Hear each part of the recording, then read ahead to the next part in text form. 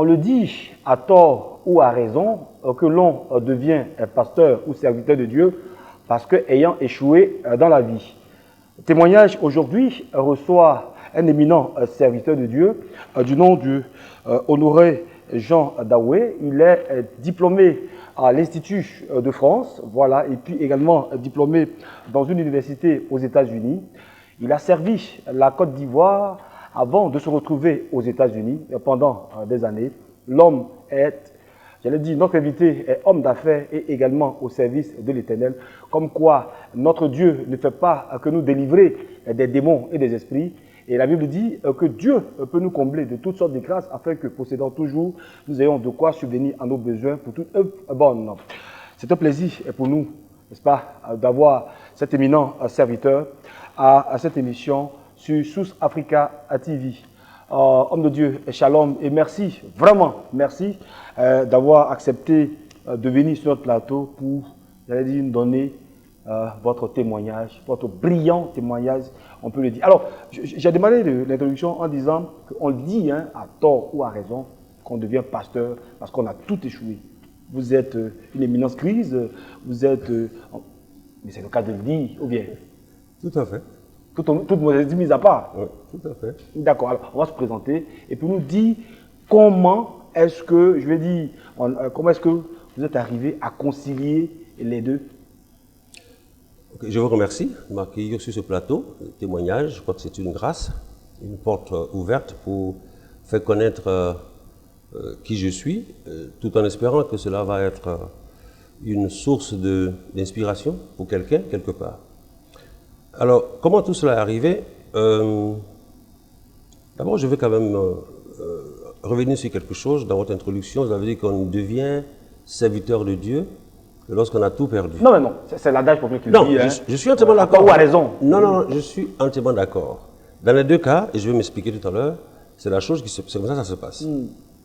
Mais dans mon cas, parce que je me connais mieux que quiconque d'autre, dans mon cas, cette situation qui m'a conduit à devenir ce que je suis a été provoquée par Dieu. Provoquée? Oui. Elle a été provoquée par Dieu. Pourquoi je dis cela? Parce que c'est vrai, comme je dis, c'est toujours difficile de parler de soi. Mais je ne suis pas né d'une famille sans argent. OK?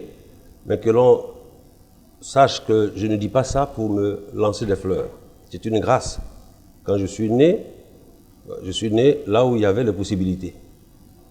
Et j'ai grandi dans cette atmosphère.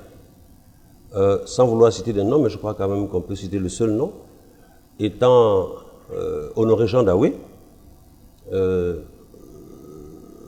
associé sur le plan famille à la famille du président Houphouët-Boigny. Le premier président de la Côte d'Ivoire. Le premier président de Côte d'Ivoire. Donc vous imaginez quand même que ce n'était pas tellement la pauvreté. Alors, ayant grandi dans ce contexte, fils à papa et tout ça, j'ai été habitué à un certain nombre de choses. De privilèges, d'avantages. Privilèges, déjà à l'école primaire. Aujourd'hui, j'ai 64 ans. J'aurai 64 ans le 16 mai prochain. Donc, vous imaginez bien conservé. Bien conservé, en tout cas par le Saint-Esprit, grâce à Dieu. Donc, ayant évolué dans toute cette ambiance, un peu plus loin, j'ai été donc... vous imaginez que dans ces conditions, quand le Seigneur vous appelle, on va y arriver. Quand le Seigneur vous appelle, c'est un choc. Mais on va revenir à ça. Alors donc, grandi dans cette ambiance de prospérité, de bénédiction et tout, des habitudes. À l'école primaire, déjà, vous imaginez un peu le nombre d'années en arrière, c'était être déposé à l'école en Mercedes. Déjà à l'époque, je vous parle des années 60 et quelques, par là. Donc, et je me rappelle d'une anecdote d'ailleurs par rapport à la mort du président Kennedy. Ce jour-là, on nous avait déposé à l'école et puis on nous a dit que le président Kennedy est mort, donc on devait repartir à la maison. Donc pour nous, pendant que les autres étaient en deuil, nous on était, les écoliers, on était dans la joie. Bref, pour dire qu'on était dans des conditions vraiment extraordinaires. Et puis, comment est-ce que Dieu m'a forcé à connaître la disette? Donc, je ne suis pas... avant d'arriver, vous avez quand même, bon, après les études, on a travaillé, je l'ai dit. Oui, travaillé, j'ai eu une vie comme tout le monde. J'ai commis les péchés que tous les autres ont commis, ont commis, pardon. Lesquels péchés? Ça va vite passer. Nous sommes à témoignage. Ok, amen. Je n'étais pas un saint. Je n'ai pas volé. Je n'ai pas tué. Je n'ai pas pris de drogue. Je n'ai pas été... j'ai pas dévié sur le plan sexuel. Comme on dit en anglais, I am straight. C'est-à-dire, je faisais ce qui était normal. Mais malheureusement, j'en faisais trop. Alors, donc... D'ailleurs, ce côté-là, il y a une chose qui va vous faire rire, c'est que mon père, quand j'ai raté ma seconde au lycée classique de Bouaké, il a dit, bon, puisque tu aimes les femmes, je vais t'envoyer au lycée normal de jeunes filles. C'était ça? Oui, au lycée normal de jeunes filles. Donc j'étais le seul homme parmi les filles. Waouh! Alors croyez-moi, là-bas aussi, comme vous avez dit, c'est le passé. Alors, ça a été vraiment, je dirais même la catastrophe. Voilà. Puisqu'on a mis le loup parmi les... Donc ça, c'est ma vie passée. Donc pour moi, je n'avais jamais aspiré ou pensé devenir un jour serviteur de Dieu. Avec toute cette aisance, pour que j'arrive à ce que je suis aujourd'hui, serviteur de Dieu, effectivement, Dieu a provoqué cette chose. Il fallait qu'il la provoque. Sinon, je n'aurais jamais accepté volontairement de devenir serviteur de Dieu. Donc, dire que c'est parce qu'on n'a rien foutu dans la vie qu'on devient serviteur de Dieu, je ne peux pas parler au nom des autres. Mais en ce qui me concerne, je ne suis pas venu à Dieu parce que je n'avais rien d'autre à faire, parce que je n'avais pas réussi. Non. J'avais tout pour réussir et... on va dire le chemin était tout tracé. C'était tout tracé. Mais si Dieu ne m'arrêtait pas, j'aurais continué et peut-être que ça aurait mal fini un jour. Donc, c'est pour ça que j'ai dit que Dieu a un agenda. L'agenda de Dieu, pour chacun, est tracé. Donc le mien, quand le moment était arrivé, Dieu a décidé de me sortir du système. Du système? Oui, je dis bien du système. Comment il a fait? Mes affaires marchaient bien. Rentrer des États-Unis comme cadre supérieur avec un master en management science, avec un bachelor en international management, des diplômes obtenus aux États-Unis. Je rentre, je tombe, si vous voulez, sur le coup du retour à la terre. À l'époque? À l'époque. C'était une politique qui était prônée par le président Houphouët-Boigny et sous l'égide, je crois, du ministre Gilles Loboué. Gilles Loboué. Voilà. À l'époque, le ministre de l'Agriculture. C'est ça, tout à fait. Et il y avait Bracanon qui était le ministre Bracanon et Gilles Loboué qui était chargé de ces choses-là. Donc rapidement, puisque nous n'avons pas assez de temps, je suis rentré dans ce système-là et les journalistes de l'époque, voulant donner l'exemple du retour à la terre, me faisaient passer très souvent. Donc tout ça, ça me montait par la tête, c'est-à-dire j'étais sollicité de partout, je passais à la télévision. Vous voyez bien compte qu'à cette époque, on avait fait venir des Israéliens et quelqu'un qui sort de l'université, qui retourne à la terre, avec des tracteurs climatisés qui sont arrivés d'Israël, travaillant avec Israël. Donc vous comprenez que, étant issu de cette famille aisée, avec tous ces avantages que j'avais, dans le boulot ça allait, j'étais devenu, après la Confitel, président directeur général de ma propre entreprise. Donc, pour moi, aller à Los Angeles, aller en Europe, c'était aller à Benjerville. Et comme c'est un témoignage, il faut que je dise les choses telles qu'elles sont. Et comme j'étais un homme à femme à l'époque, que les auditeurs me pardonnent. Les téléspectateurs. Les téléspectateurs me pardonnent, mais on dit témoignage.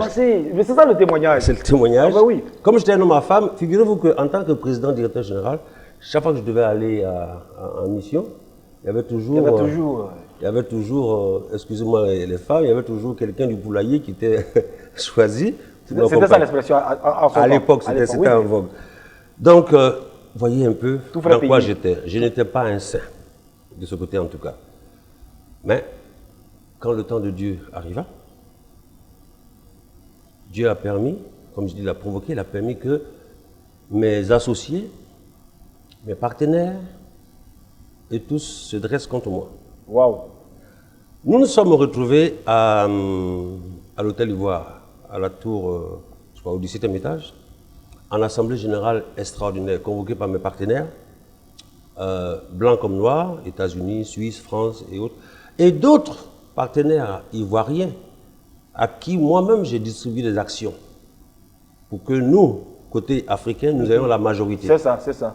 Figurez-vous que quand la réunion s'est tenue, lorsqu'on a posé la question à ces personnes, quels sont ceux qui donnent ou refusent quitus, le quitus au président? Mes propres frères africains, ceux à qui j'avais donné des actions, ont voté contre moi. Donc j'ai été démis de mes fonctions. Vous imaginez qu'en une seule soirée, j'ai perdu maison de fonction, voiture de service, j'en avais 2 à l'époque, Pajero, plus une Nissan, et enfin, bien sûr, tout le salaire et tout le reste. Et comme j'avais pas, on ne m'avait pas accordé le quitus, vous imaginez un peu tout ce qui est tombé sur ma tête. Mais il fallait rentrer à la maison pour annoncer cela à madame. Comment est-ce que je l'aurais fait? Et à l'époque, ma femme, c'était une des nièces du président Sékou Touré. Donc, voyez un peu dans quel milieu j'évoluais. Alors, je suis rentré avant de rentrer à la maison, j'avais à l'époque un permis de port d'armes. Je voyais tous ces associés qui étaient en face de moi. Vous aviez un permis de port d'armes, ça se dit que vous aviez une arme. J'avais mon arme sur moi. Et c'était une arme qui avait 9 coups, mais 9 balles. Mais moi, j'en mettais toujours, je crois, 8. Pour ne pas fatiguer le ressort. Pourquoi je parle de ça? C'est important, c'est pour la suite. Alors, j'étais là, j'entendais une voix qui me disait, sors ton arme, Et abat tous ces gens, et puis s'il reste une balle, ben, tu te tires une balle dans la tête. Ou tu te jettes par la fenêtre. À cette époque, je ne connaissais pas c'est qui Dieu, c'est qui Jésus. Vous avez entendu cette voix? J'ai entendu une voix. Mais aujourd'hui, je peux dire que c'était le diable. Oui. Parce que je sais maintenant discerner. Ok. Alors, donc, j'ai entendu une voix qui m'a dit, mais une voix très douce qui m'a dit, tu n'en feras rien. J'ai mieux pour toi. Amen. Et aujourd'hui, je peux dire que c'était le Seigneur Jésus-Christ qui me parlait. Donc, j'ai accepté la seconde voix. Non, j'ai accepté la seconde voie et j'ai accepté leur décision. J'ai dit, bon, je ne suis plus PDG, je rentre à la maison. J'ai passé 7 mois de calvaire. Waouh. Dans Abidjan. Vous savez, le président Houphouët-Boigny aimait la boxe. Et moi aussi, j'aime la boxe. Donc, pour vous situer un peu à quel niveau j'étais avec la famille du président, c'est que des fois, j'allais, quand il y avait le match, par exemple, Forman... Cassius Clay à l'époque, nous, on était encore très jeunes. Oui, oui. J'allais et puis je pariais avec le vieux. Je disais, ah bon? Oui, j'ai dit, tonton, toi tu aimes Forman, moi j'aime Cassius Clay. Moi je te parie que c'est pour situer un peu quel rapport nous avions. Donc tous ces privilèges et tout. Du coup, boum. Même quand il me voyait, il me chassait. Je ne comprenais pas pourquoi. Wow. Ma famille, c'est pas qu'elle m'avait rejeté, mais j'avais tout perdu. Comment madame a eu ce soir-là, quand vous êtes rentré après la réunion, vous avez eu le courage, n'est-ce pas, d'annoncer cela, madame? Oui, je lui ai dit. Et sa réaction? Non, je pense que c'était une bonne femme. C'était Ami Touré. Non, je vais dire, ça c'est une autre histoire. Ah d'accord. Donc, elle a bien pris la chose, elle dit, on va se débrouiller. Ça m'a fortifié. J'ai regardé ma fille dans les 2 yeux, elle était toute petite encore. Elle me regardait, elle ne comprenait pas trop. Et ce qui est même était dramatique, c'est le jour où les huissiers venaient ramasser mes affaires. C'est pour ça que j'aime beaucoup le film, La Source a tourné, là, qu'on a vu tout à l'heure, là, sur la conversion de la dame qui a tout perdu, et tout, etc. Donc, j'ai connu ce rejet. Donc, ça n'a pas été facile. Donc, j'ai dit tout à l'heure, j'avais dit que Dieu m'a conduit à ça.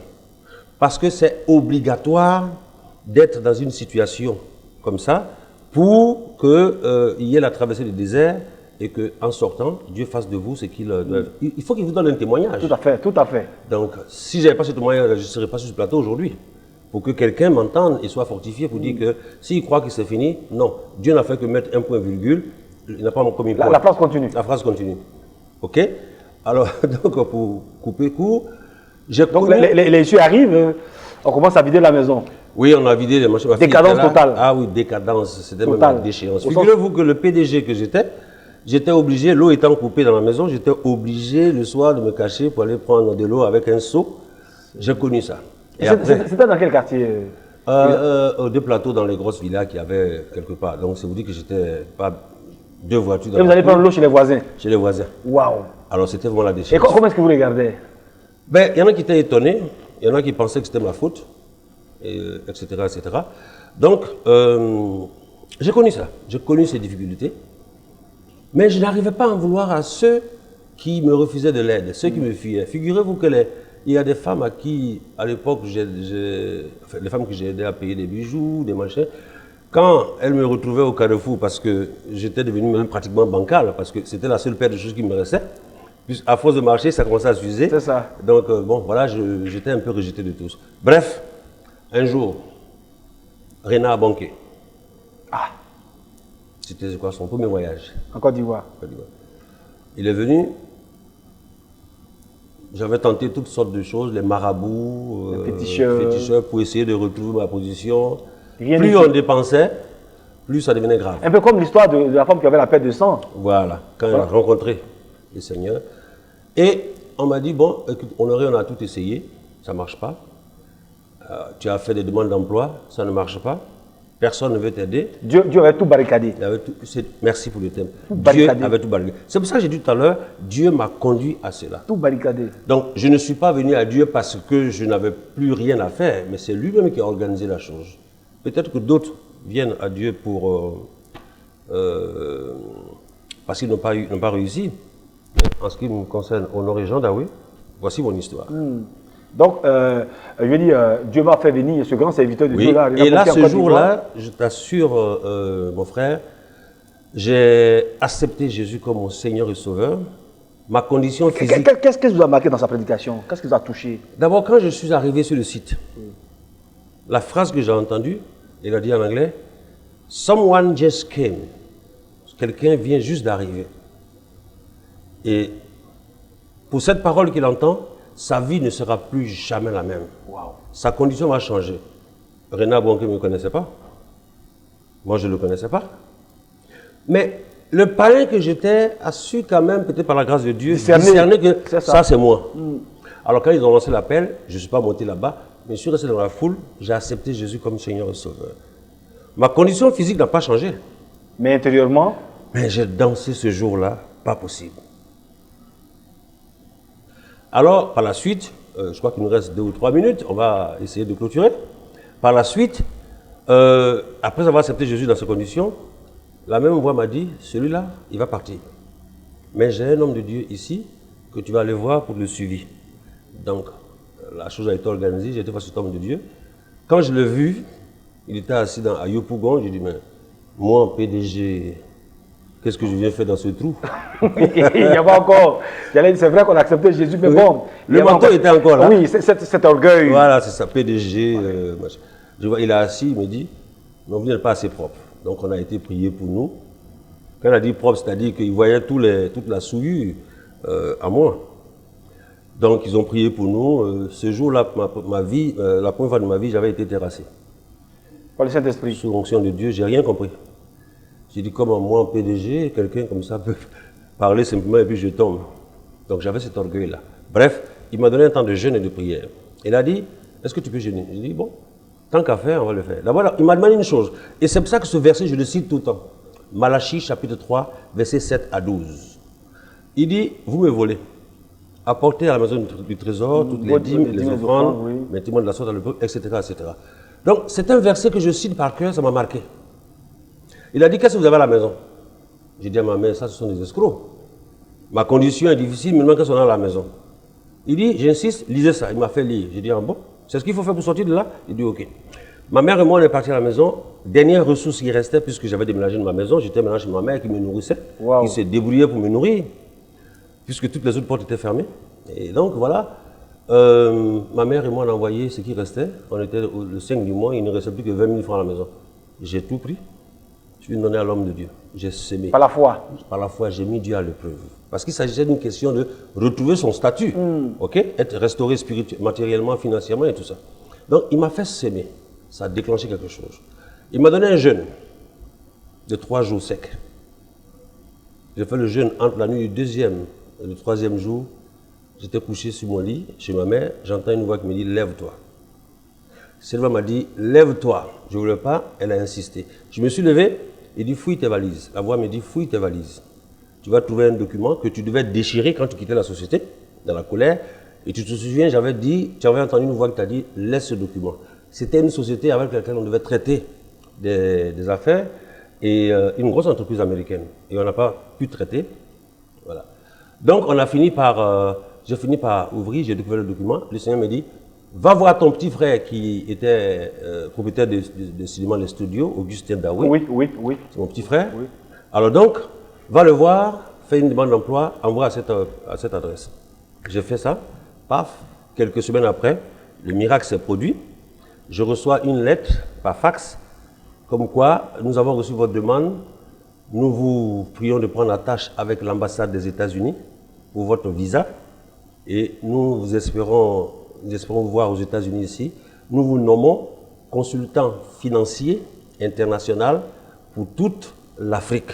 Wow. Et je me suis retrouvé aux États-Unis. Du coup, tous ceux qui m'avaient rejeté, comme Job, il n'y avait plus personne, tous ceux qui m'avaient rejeté, tout le monde voulait coopérer avec moi. Et figurez-vous que le président, je ne l'avais pas vu avant de partir aux États-Unis. Mais quand je suis parti, que je suis venu en mission avec tous les attributs, quand il m'a vu, mais Honoré, où tu es? Il y a longtemps, je ne te vois pas. Qu'est-ce qui se passe? Tout a été restauré. Jésus est Seigneur. Amen. Amen. Oh là là, qu'est-ce que c'est intéressant. Malheureusement, bon, homme de Dieu, on est pris par le temps. Alors, pour terminer, hein, quel est votre mot de fin? On pourra en faire un film, votre histoire? Oui, c'est pour ça que je suis en train de créer comment s'appelle mon livre. Et peut-être que je donnerai la primeur à mon ami et frère Pasteur Kodio pour qu'il fasse un film. D'accord. Pourquoi pas? Mot de fin? Le mot de fin, c'est que on ne vient pas seulement à Dieu parce qu'on n'a rien à faire, parce qu'on n'a pas réussi. Dieu, des fois, organise cela. Alors, aujourd'hui, je suis serviteur de Dieu, mais en même temps, je suis consultant financier. Oui. Et je ne veux pas rentrer dans le détail de mes affaires, mais ce qui est sûr, c'est que Dieu pourvoit aux besoins, comme l'apôtre Paul, pour pouvoir exercer le ministère. Donc, je suis présent sur ce plateau pour confirmer cela. Et j'encourage mes autres frères et sœurs qui sont au service de Dieu qu'on peut faire les deux sans que cela nous pose un problème. C'est une question d'organisation. L'organisation. D'accord.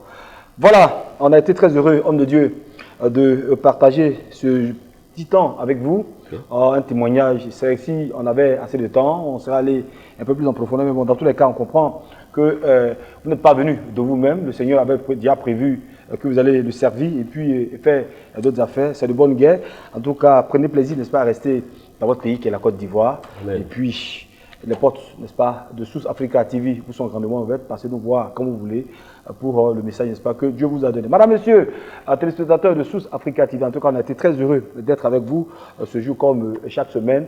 Témoignage pour aujourd'hui va refermer ses portes. Notre invité, c'était le bishop Honoré Jean Daoué. Voilà, l'homme réside au pays de l'oncle Sam. Il est de passage en Côte d'Ivoire. On a écouté son témoignage pour dire tout simplement à quelqu'un qui nous suit de ne pas désespérer.